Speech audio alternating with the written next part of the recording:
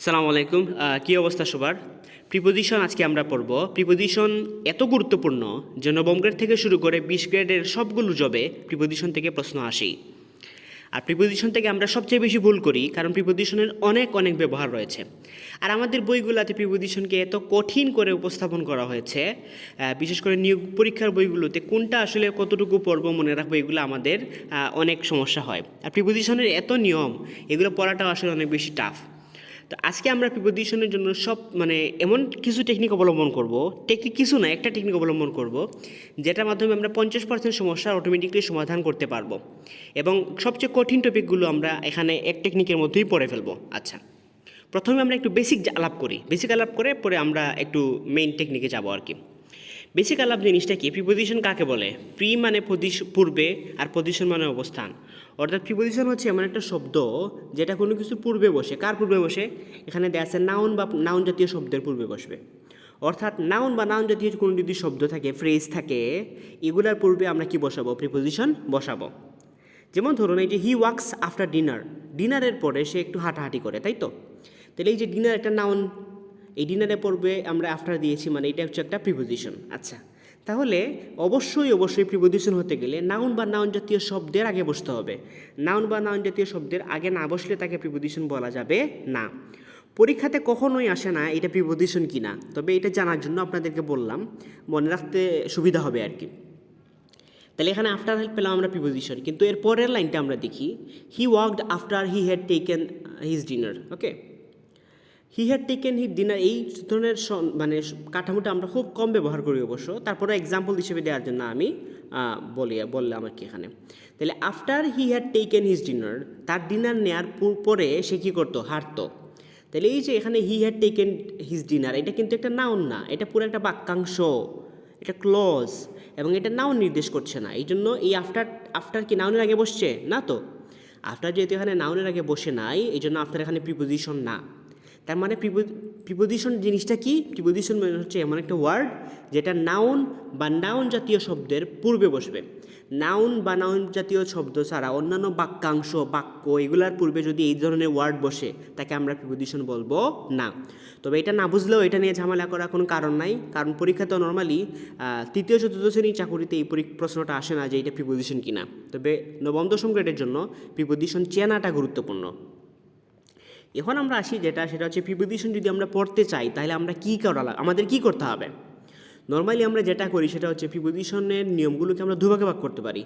প্রথমে পড়তে গেলে আমাদের কিছু বেসিক নিয়ম পড়তে হবে, যেমন এটের ব্যবহার, ইনের ব্যবহার, অফের ব্যবহার, ফ্রমের ব্যবহার। এই বেসিক কিছু নিয়ম আমাদেরকে পড়তে হবে, মানে পড়তে হয় নর্মালি। এগুলার এটের অনেকগুলো ব্যবহার, ইনের অনেকগুলো ব্যবহার, এরকম before, after, between, among, up to, into, এগুলার অনেক অনেক ব্যবহার আছে। এতগুলো নিয়ম আমরা বেসিক নিয়মটা জানলাম, তাইলেও কিন্তু হবে না। বলতেছে যেখানে অ্যাপ্রোপ্রিয়েট প্রিপোজিশন আরও কিছু মুখস্থ করতে হবে। কিছু প্রিপোজিশন আছে যেগুলো নিয়মটিও মানে না, এমনিতেই বসে যায়। ওইগুলো ব্রিটিশ আমেরিকানরাও ঠিকঠাক মতো ইউজ করতে পারে না, এগুলো আমাদের মুখস্থ করতে হবে। তাহলে কাজটা কি? প্রিপোজিশন পড়তে গেলে নর্মালি আমাদের যে কাজটা করতে হয় সেটা হচ্ছে আমাদেরকে প্রিপোজিশনের বেসিক কিছু নিয়ম পড়তে হয়, আর আমাদেরকে অ্যাপ্রোপ্রিয়েট প্রিপোজিশন নামে কিছু জিনিস আছে যেগুলো মুখস্থ করতে হয়। এই দুইটা কাজ করার পরেও কিন্তু আমাদের ঝামেলা থেকে যায় এবং আমরা পরীক্ষায় পারি না। আমি এই প্রসেসে যাব না। এই যে অ্যাপ্রোপ্রিয়েট প্রিপোজিশন মুখস্থ কিছু করতেই হবে, সেটা আমি আপনাদেরকে একটা শিট দিয়ে দিব। কোন শিট আমি আপনাদেরকে দিব, এবং এটা ফ্রিতে দিব, এটা টাকা পয়সা নিব না, টাকা পয়সার জন্য আমি কাজও করছি না। এটা আমি আগামী লেকচারে একটা লেকচার করব, কী শিট দিব আপনাদেরকে। শিট বলতে কি, আপনি মুখস্থ যেগুলো করবেন সেগুলো কোন জায়গা থেকে পড়বেন, এটার একটা আমি ফর্মুলা আপনাকে দিব নেক্সট দিন। এটা খুবই গুরুত্বপূর্ণ, সবাই দেখবেন। তাহলে আমরা এখানে প্রিপোজিশনের বেসিক নিয়ম পড়লাম, আর অ্যাপ্রোপ্রিয়েট প্রিপোজিশন মুখস্থ করলাম, তারপরও আমাদের কিছু ঝামেলা থেকে যাবে।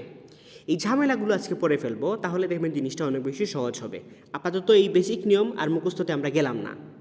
তাহলে আমরা কি করব দেখুন, আমরা দেখব কিছু কিছু শব্দের পরে প্রিপোজিশন বসে না, কিন্তু পরীক্ষাতে এগুলার পরে প্রিপোজিশন বসিয়ে দেয়, এবং এখান থেকেই 50% কোয়েশ্চেন আসে। 50% কোয়েশ্চেন এখান থেকেই আসে যে এই শব্দগুলোর পরে নর্মালি প্রিপোজিশন বসে না, কিন্তু আমরা বসিয়ে দেই দেখে এখানে ঝামেলা তৈরি হয়ে যায়। আচ্ছা, যেমন ধরুন এই যে শব্দ আমি দিচ্ছি, যেমন এন্টার, রিচ, এরপরে resemble, resign, sign, discuss, emphasize, meet, এই শব্দগুলোর পরে কোনো প্রিপোজিশন বসবে না। কিন্তু আমরা সবসময় এই প্রিপোজিশন বসাই, এখানেই ভুল হয়। তাহলে দেখি আমরা একটু কী করতে পারি। এখানে কিছু উদাহরণ আমরা প্র্যাকটিস করি এবং এগুলো পড়লে দেখবেন আপনি যখন জব সলিউশন সমাধান করতে যাবেন, এরকম অনেক আছে যেগুলোর পরে প্রিপোজিশন বসে না। আপনি কনফিউজড হয়ে যান পড়তে গেলে যে এইটার পরে বসলো, ওইটার পরে বসলো না কেন। এইটা পড়ার পরে আপনি যখন বিগত প্রশ্ন সমাধান করতে যাবেন, তখন আপনার কাছে জিনিসটা অনেক সহজ লাগবে। যেমন আমি বললাম she resign from the post, এই পোস্ট থেকে সে রিজাইন করেছে মানে চলে গেছে। রিজাইন করা মানেই কোনো পোস্ট থেকে চলে যাওয়া, থেকে শব্দটা অটোমেটিকলি রিজাইনের মধ্যেই দেওয়া আছে। তাহলে রিজাইনের শব্দের সাথে একটা ফর্ম যুক্ত করতে হবে না, আমরা বলবো she resigned the post. Okay, say resign করেছে, এখানে ফ্রম এক্সট্রাক্টটা এড হয়ে যায়, এটা লাগে না। She signed on the paper, এই যে অন দ্য পেপার এটা আমাদের লাগে না, কারণ সাইন তো করি কোনো কিছুর উপরেই, সাইন শব্দটাই কোনো কিছুর উপরে বোঝাচ্ছে, তাইলে এখানে অন প্রিপোজিশন আমার লাগছে না।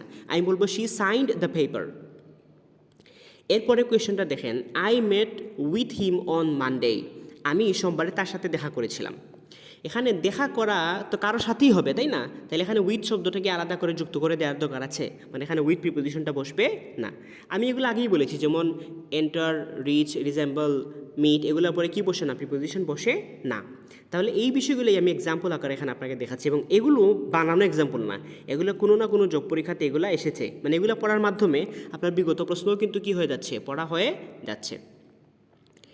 এরপরে দেখুন আরেকটা বিষয় হচ্ছে, সেটা হচ্ছে গিয়ে I entered into the room, আমি রুমে প্রবেশ করলাম। প্রবেশ করাম তো কোনো কিছুর মধ্যেই, তাহলে এখানে ইনটু আলাদা করে দেওয়ার কোনো প্রয়োজনই নাই, এন্টার শব্দের মধ্যেই ইনটু চলে আসছে। She reached at the station, আমরা সব সময় রিচের পরে অ্যাড বসাই, অনেক বইয়েও ভুল করে অ্যাড দেওয়া আছে, বাট এখানে কোনো অ্যাড হবে না। রিচ মানে কোনো জায়গায় পৌঁছানো, তাইলে অ্যাড আলাদা করে দিব কেন?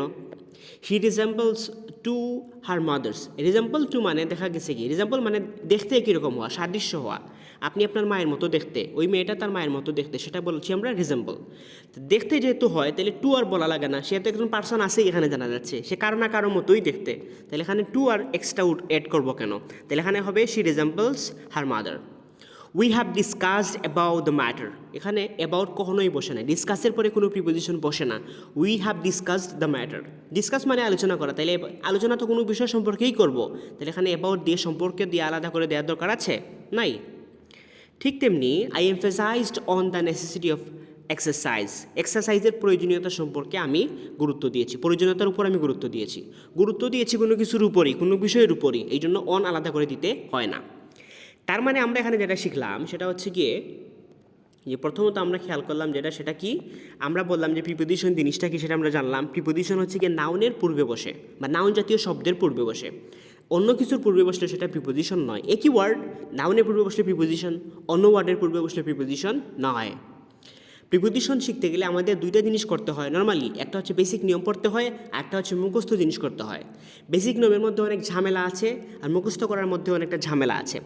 মুখস্থ করার জিনিসটা সেটা আমি আপনাকে দিয়ে দিব, এটা নিয়ে কোনো প্রবলেম হবে না।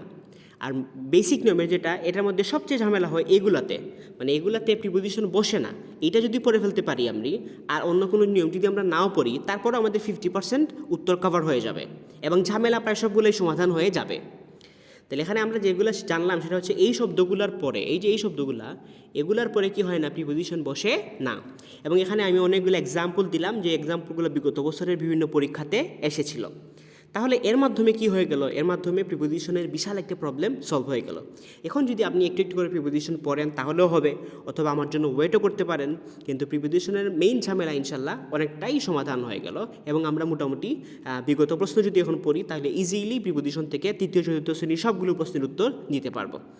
তো এভাবে ইনশাল্লাহ আমরা নেক্সট বিষয়গুলো সমাধান করব। সবাইকে অসংখ্য ধন্যবাদ। আল্লাহ হাফেজ।